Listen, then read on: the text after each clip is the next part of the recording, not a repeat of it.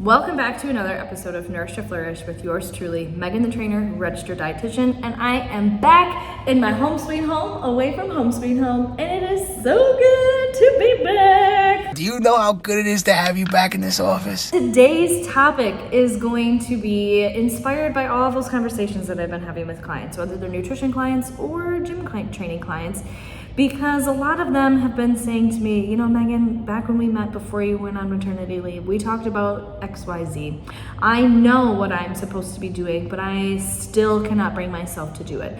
I'm not motivated. I'm not disciplined. I don't have enough willpower.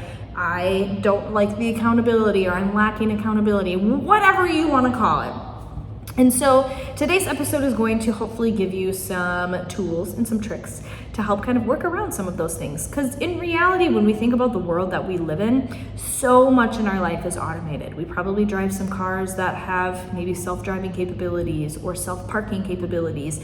A lot of our payments are on auto pay, and we just set up the account once and then it just kind of takes care of itself. We have subscriptions for things that just automatically keep things rolling.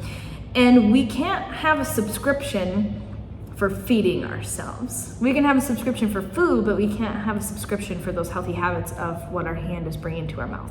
And I think as much fun as it would be to have a little magic fairy come around and plop a little cube on our mouth that has all the nutrients we ever need, so that way you don't have to worry about cooking, you don't have to decide what to have, you don't have to go to the grocery store.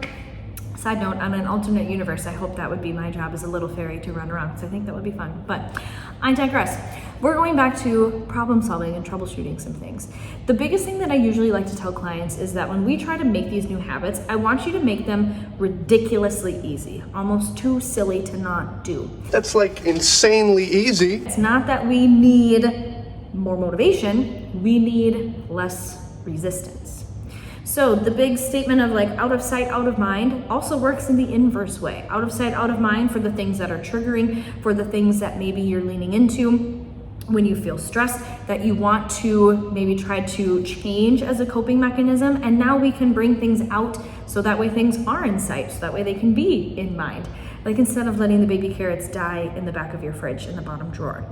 So having some things out front center, having them in, clear containers or in, in Ziploc baggies or something, so that way you can see it and be prompted to reach for those things instead.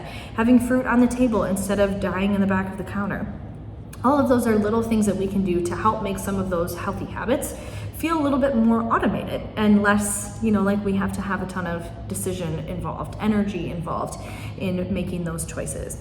The other thing that we can do as well is, similar for if you have a goal of trying to drink more water, have water bottles all over the place. Have your car water bottle, your work one, the one that's in your bedroom, one in your kitchen. So that way it's just conveniently there. So that way you don't have the excuse of, oh, I'm feeling kind of thirsty, but I don't have my water with me, or like, well, my water bottle's empty, well, I'll fill it up later.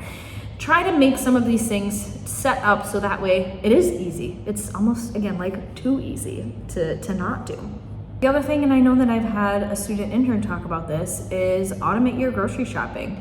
Keep the same list kind of on a rotation, and that way you don't have to think about it. Maybe have it delivered to you. Maybe you go and pick it up so that you don't have to wander the store hungry and have to navigate all of the stressors that maybe kind of come up from doing a grocery trip. So in all of these things, again, yes, it's what you know, but also what are you doing? Because again, knowledge is power, but action is powerful.